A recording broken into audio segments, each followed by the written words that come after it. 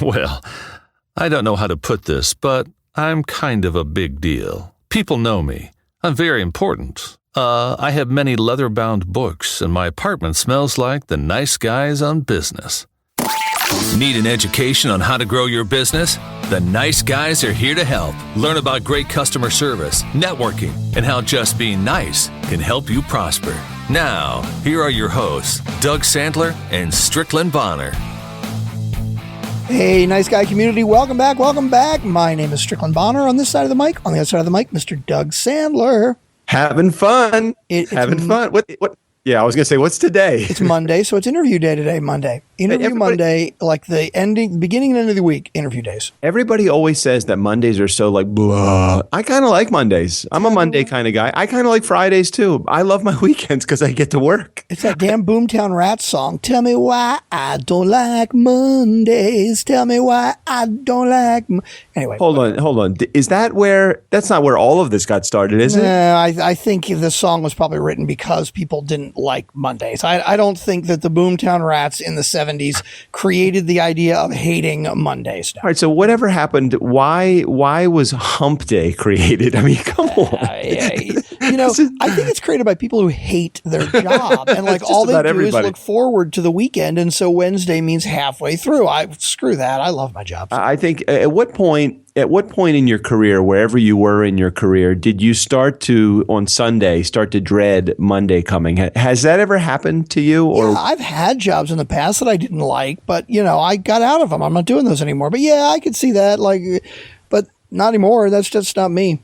No, I agree. It's not me either. And as we're talking, I'm scurrying because I know one of your questions coming up is, do you have the Nice Guy promise statement? Promise statement. Well, here, why don't we get to our sponsor first, and that'll give you time to get the promise statement up on your 27 Apple devices. Okay, cool. Is it Interview Valet? Interview Valet basically is going to teach you how to be a great interview and get on other people's podcasts. And if you've never thought about being a podcast guest before, you need to stop and think about it because it can help grow your business. You can be seen as an acclaimed expert 25 times faster than blogging. What's so great about being interviewed by respected industry leaders? Yes, I'm like going down my list here of all the highlighted points from Interview LA. Basically, they can teach you how to be a great interview guest and get you onto other podcasts. Go ahead. They do also. I noticed that the number of the guests at Interview LA has turned over to our podcast. Not only do they help you with the interview, but they in the follow-up side of it too. So I've seen a lot of social media posts from Interview Valet based upon the guests coming on our show and other shows. That's pretty cool too. Not many. I don't think of any others that I know actually do that. Interview Valet, they are a concierge level service. They help you soup to nuts to get you onto podcasts, find great podcasts for you, teach you how to talk, what to talk about, help grow your business, help you become an expert. Just click the link in our show notes for Interview Valet and check them out. Let them know the Nice Guys sent you. Very cool. And let's get into the Nice Guys promise statement right here, and then we'll move on to a little description of our guest, Joe Boggess, on the show today. So the Nice Guys on Business promise statement. Nice Guy community, our goal is to provide the most entertaining podcast experience ever, period. And Strick, last week on a couple of those episodes, we rushed through them. What do you mean? You're saying our episodes in the middle of the week? Yeah, or two. I think the Monday and Friday, you did a bang-up job on the Friday. I thought that was a great interview, and I must say so myself. My Monday interview was very good too. But I really think that Tuesday, Wednesday, and Thursday, I feel like I hate to say this, but 5 episodes is not enough. We can't go any more than that, though. I mean, we could, but we're not going to. No, we're not going to. I just felt like I'm going to come up with some goal that I don't have to have 28 or 29 topics that we need to cover. I really think if you and I stick to a handful of topics, you figure, what are we, 30, 35, 40 minutes tops during our Tuesday through Thursday shows? I think what we need to do is we need to figure out what the core problem is. When you say we rush through them, are you saying that we did not spend enough time on each of the topics?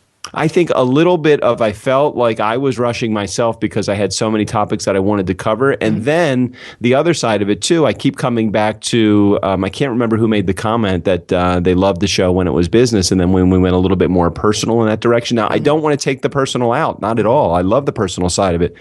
But I think the business lessons that we teach also, or at least tie in the personal lessons and what they can help you with in business, like the dominatrix, she spent a lot of time. That's coming up in the next couple of weeks. When I was on the show with her and interviewing her, she spent a lot of time tying in the personal business, how that actually relates to the business topics. And Okay. I think it's pretty cool. I think we just need to make that cross. I forget how would you call that? In other words, you want to continue to talk personal and relate our personal experiences, Yes. but we want to make sure and focus them towards business. Yeah, like let me give you an example. This week, coming out on Tuesday. Let's see. So this is the Tuesday show, right? Mm-hmm. Oh no, I'm sorry. No, this is the Monday. show. This is the Monday show. So tomorrow I have a blog that is coming out, and it's about what the hell is it about? I can't believe it. Oh, passive aggressive. Too many things going on at the same time. It's about being a passive aggressive person in the workplace and how those people are really the silent relationship killers. So the blog is coming out tomorrow. It was inspired by Mar, who was in our Nice Guy community, and then I started to really feel like I spent too much time as I'm writing this, thinking about this, that it's going to be something that's about the personal side of passive aggressive relationships. The problem is that more people suffer from these in business. It costs you money, it costs you time, it costs you productivity. I know from a personal perspective, it's important too. But from a business perspective, I think it's really important because this slows you down in the course of your day, which is the majority, your work day, which is the majority of where you spend your time. I don't know. I mean, maybe I'm wrong. I don't know. I don't doubt you. I'm just wondering, are we teasing the Tuesday episode or are we introducing Joel Boggess? No, we're Just trying to figure out where we're going here. No, I'm not teasing the Tuesday episode because it's a blog that I have written. It's more. Yeah. Okay. Let's go back to talk about Joel. It's fine. Well, Doug, I agree. But I think we need to find the core problem. And the best way to do that is talk to our community. Ladies and gentlemen, Nice Guy community. You see, I'm not allowed to say ladies and gentlemen. Call us at 4242 DJ Doug or tweet us at DJ Doug, tweet us at Nice Guy on Biz, or go to the Facebook group, niceshortcut.com. Tell us what you think. Are we rambling too much? Do we have too many topics? Should we spend more time on each topic? Or should we just try to focus our topics with our personal experiences back to the business help? Tell us what you think. Okay, I love that. And before we get on to our guest today, just one quick mention about the conference that we have coming up, the Be More Biz conference coming up on November. What are the dates exactly? November 7th, 8th, and 9th. 7th, 8th, and 9th. Just go to the cover art. Click on the cover art right behind there. Click on the link that will have information that will allow us to provide you with the updates about the conference that's coming up. We have a couple of speakers already lined up. Several more that have already shown an interest and are in the queue. A little hint, this is one of the guys is somebody that actually helped me create my entire keynote speech and helped me write my book. So that's pretty cool. If you got a guy there that can help you with your speaking and your writing and building your business, very, very, very cool. Okay, let's get on to Joel.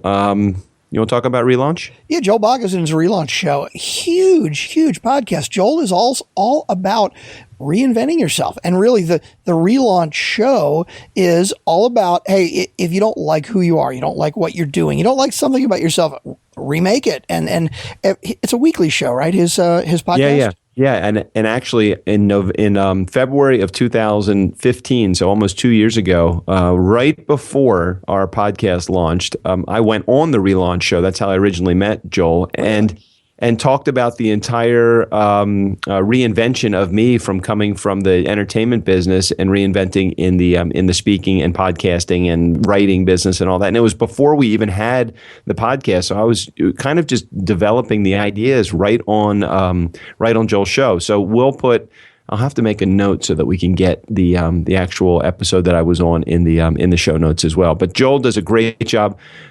He is a podcaster by trade. He's a professional speaker. He has a book that he has out, and he spends a lot of time teaching other podcasters how to do exactly what he has done, which is built a huge business in the podcasting world. And I think he's got something like 1.5 million. It's probably even more than that now. I think it was that at least a few months ago. 1.5 million downloads with his podcast. Doing a great job of turning on the podcast world. That's crazy. We'll be we'll be there. I mean, what are we at now? We're at almost in the next month we'll be at 200,000. That's kind of crazy. Kind of crazy. And it's growing every month. It's amazing to me. Listeners, we love you guys. Thank you so much for listening. So let's get a little bit more about Joel. You can go check out his podcast at relaunchshow.com, but take a listen to the interview first and see what you think of the guy. All right, let's get to it. Joel Boggess, the Relaunch podcast, right here on the Nice Guys on Business podcast. Okay, Nice Guy community, you've heard me mention him many times on the show, and today, here he is, pioneer podcaster, over 500 episodes, well over 1 million downloads of the Relaunch podcast, starting over with confidence. He, along with his wife, Dr. Pei, have built they've built what I would consider really an empire. So welcome to the Nice Guys on Business podcast, Joel Boggess. Doug, this is a pleasure. I've been looking forward to this interview. Gosh, you know what? I've been looking forward to this for a long time, and pleasure to be here with all of the nice guys and all the nice gals that are listening in today. Thanks, Joel. Thanks very much. And you know, the only reason you've been waiting for this such a long time is because to get on your waiting list to have you as a guest on a show, it's like a mile and a half long. How many shows do you go on, Joel? You know what? I get on a podcast or two every now and then. So, tongue in cheek, of course, but yeah, quite a bit. We've been very blessed and fortunate. The podcasting world has just opened up all kinds of doors of opportunity for us. I was just in Jersey this last weekend speaking at a podcast conference. I've got another one that I'll be keynoting at in DC before too long. And just yesterday, I was contacted by an event planner. Yeah. And invited to do a cruise and to speak at a cruise. So that's pretty darn nifty. That'll be the second cruise that I've spoken on so far. Hey, Joe, how do I get hooked up on the cruise circuit? I want to go on a cruise too. Can I just be an assistant, carry your cables maybe? Yeah, actually, I'm looking for a guy to do that.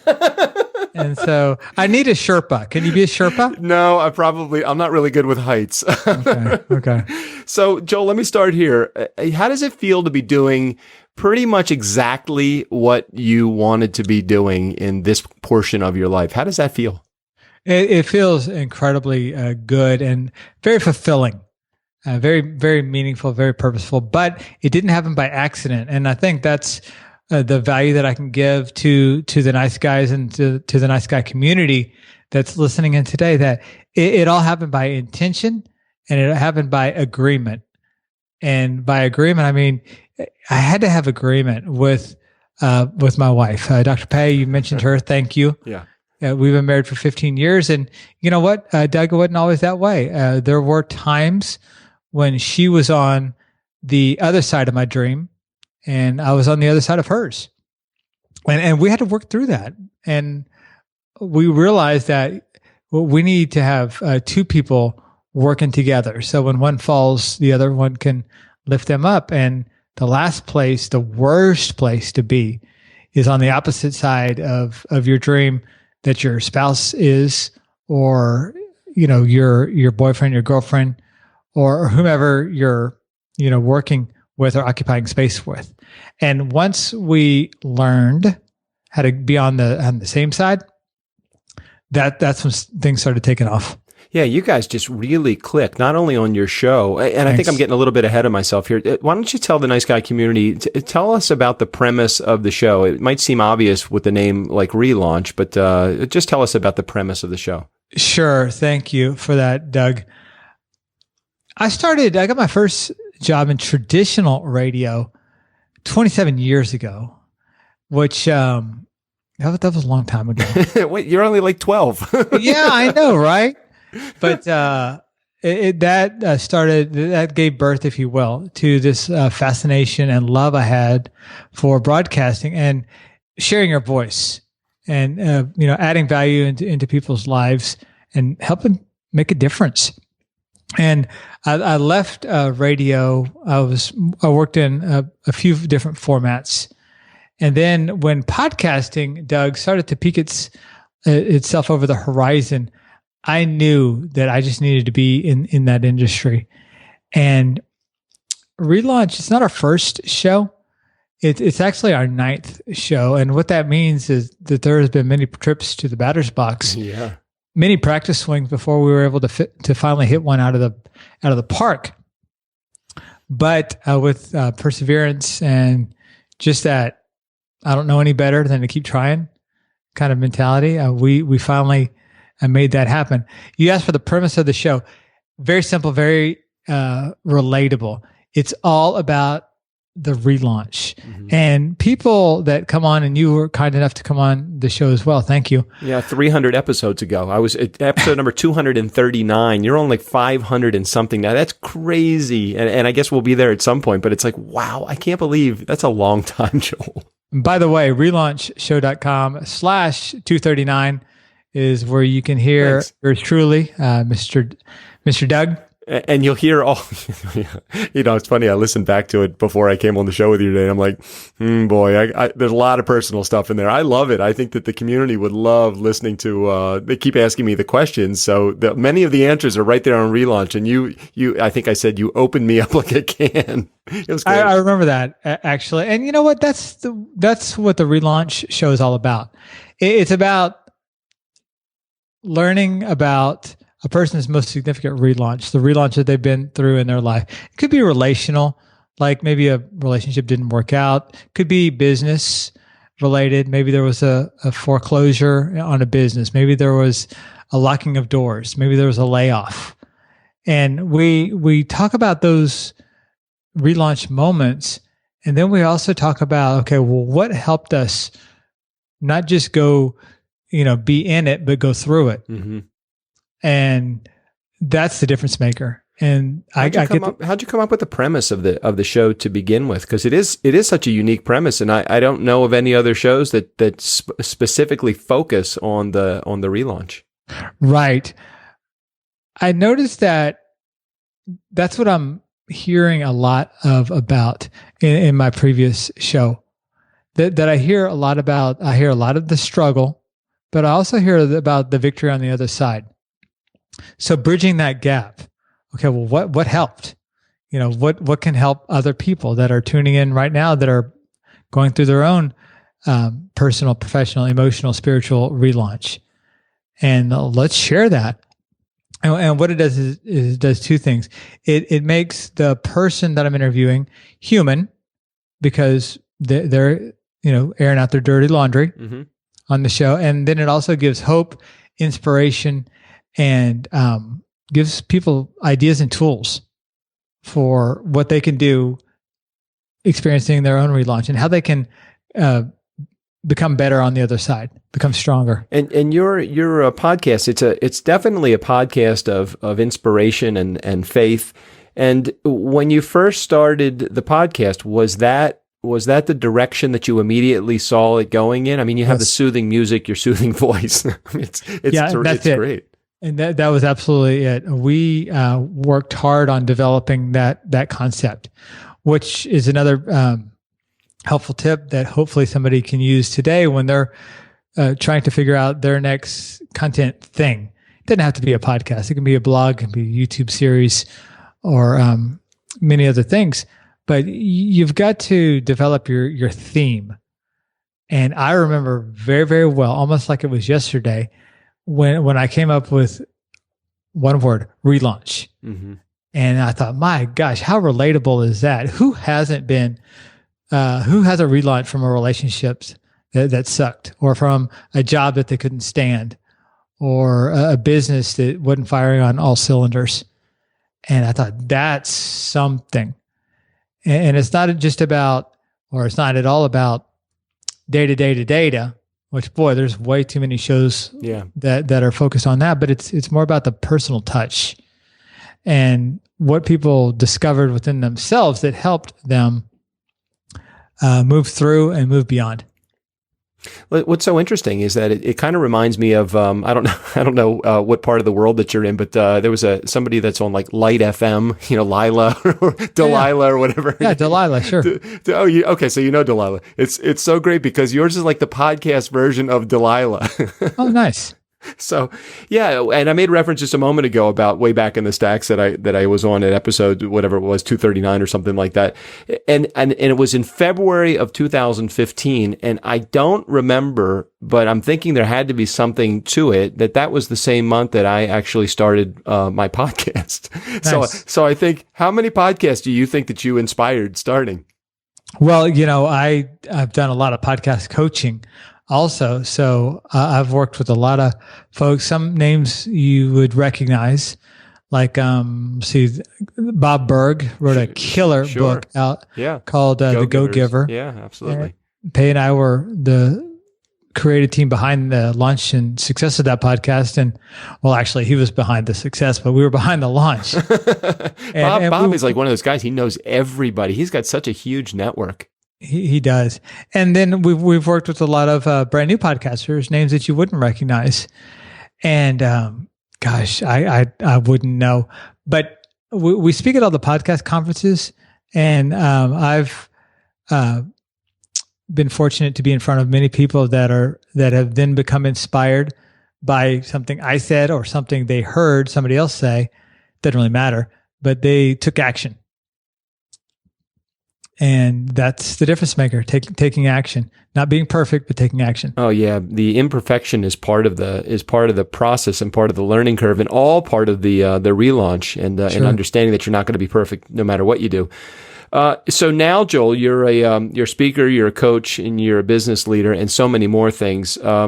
How did all of this come to you? Did you say, hey, there's got to be more to it than Relaunch? There's got to be more to it than the podcast. I'm going to go in this direction as well? Or was this always a part of your plan? Okay. The podcast was definitely always a part of the plan. And it has been a barn door opener of opportunity for me, which it has been for you as well. And I'm thrilled to hear that. And that's one of the secrets of podcasting. I've said it from the stage, and I'll say it again. Podcasting is the new networking. If you want me to meet someone, invite them on a podcast.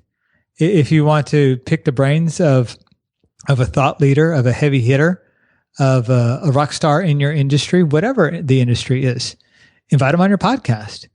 And I mean, and you know how this works. I mean, I have gotten probably at this point hundreds of thousands of dollars worth of free coaching just because people are coming on my podcast and they're opening up their own barn door of false starts, lessons learned, and of rock solid strategies that have helped them. And gosh, they would charge some of my guests $25,000, $50,000 for a keynote. Right.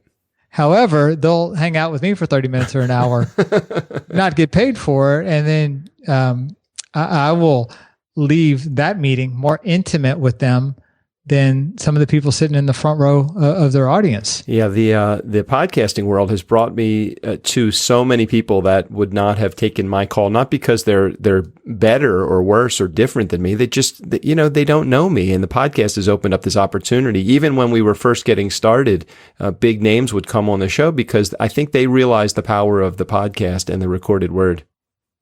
Well, that's what it's all about. And anytime people can develop an edge to spread their message, they're going to be on it.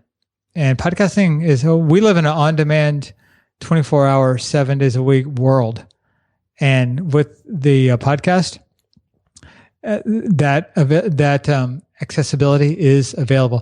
I was in Jersey this past weekend speaking at a conference, and I was talking about how everyone now has the accessibility to listen to a show. And I asked people, I said, I didn't insult anyone's intelligence. I just said, okay, everyone in here has a smartphone, so raise your hand. And of course, right. everybody did. And then I said, okay, if you forgot your phone, you left it in the room, you left it in your car, or you decided not to travel with it, drop your hand. And then of course, what happened there. Not much. Nobody. Nobody. Right. And then I said, ladies and gentlemen, that's why you should have a podcast, because now iPhone, Android, Windows phones have equipment built into the phone where, people can instantly become subscribers, listeners, and then also customers. Joel, help me for a second. Let's talk about the emotional process of a relaunch, not necessarily the show of a relaunch, but you have been involved with so many people's relaunch just because they come on your show when they open up. Can you provide some advice for somebody that's going through their own relaunch of sorts? Absolutely. The number one thing that I have really understood and that I live by is this idea of doing is the new planning. Now, when people are experiencing any relaunch, personal, professional, or those other areas of life that I mentioned, there can be a period of being stuck, of not knowing, gosh, should I do A? Should I do B? Should I do C? And really, Doug, when you get right down to it, it doesn't matter. Mm-hmm. Pick one. Just keep moving. Pick one and do it. Doing is the new planning. Because when you take that first step, that's the do, then you can plan on, well, where's my next step?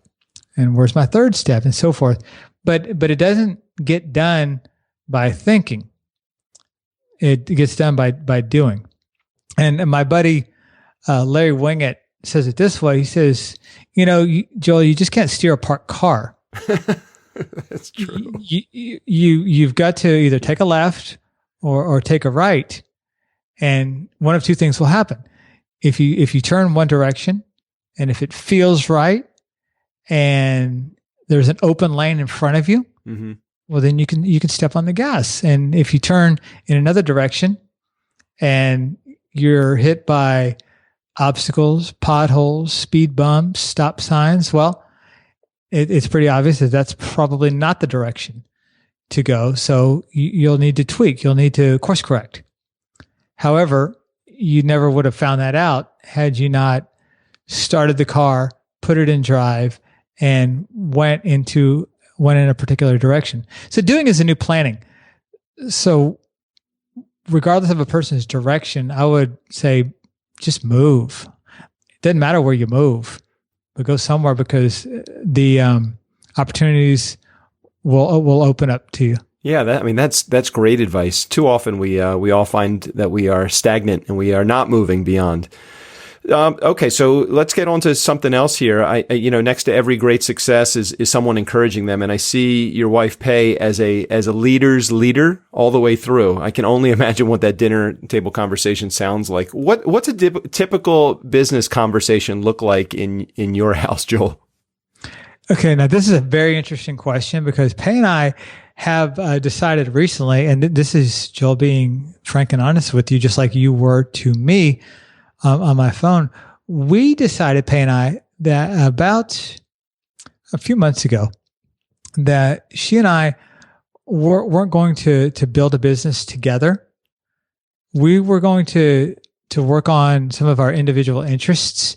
Me speaking and growing that audience, building up that platform, and her doing some other things that she's interested in that involves like international speaking. She's from China. Actually, I'm taking her to the airport as soon as we get done with our call, mm-hmm. and she's headed to China. And also practice management. She still sees patients in the dentist office 3 days a week, and other interests that she have. Our leadership styles and management styles are completely different, mm-hmm. which that doesn't always make good together. And what we found is that a lot of what should be simple decisions turn into debates, which can turn into arguments, which can turn into hurt feelings and nothing getting accomplished. That's tough. It's tough as a married couple to, or even as a boyfriend girlfriend situation, or even somebody that you just recently met. Whenever you have that, there's business and personal. You can never seem to get out of the conversations that are going to potentially create conflict. So we just decided. Actually, I did it. This was my executive decision, if you will, and I just said, you know what, honey, we're not having fun anymore trying to build this together. Let's not. Mm-hmm. Let's focus on our individual interests. Thank you.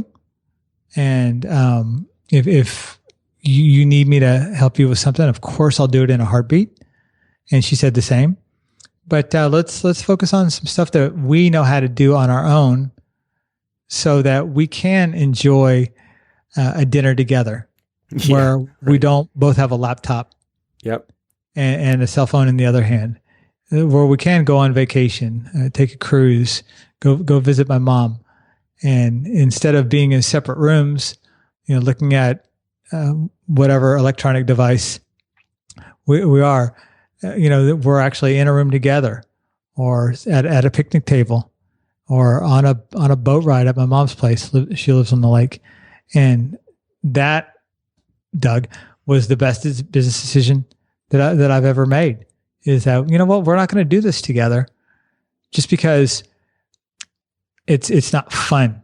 Right. Got to be fun. Absolutely. Yep. For sure. Mm-hmm. I'd love your input here. Here's a direct quote from Joel. All right. You ready, Joel? Here's your direct quote. I turned my mess into a message. Can you talk about that for a moment? Absolutely. When I was a kid, my parents divorced when I was 3. And then when I was 5, I was out on a nature hike with my dad and some family friends. And being a 5-year-old kid, I kind of strayed away from the adult group as we were kind of making our way through the trails and whatnot. And I ended up climbing up a hill.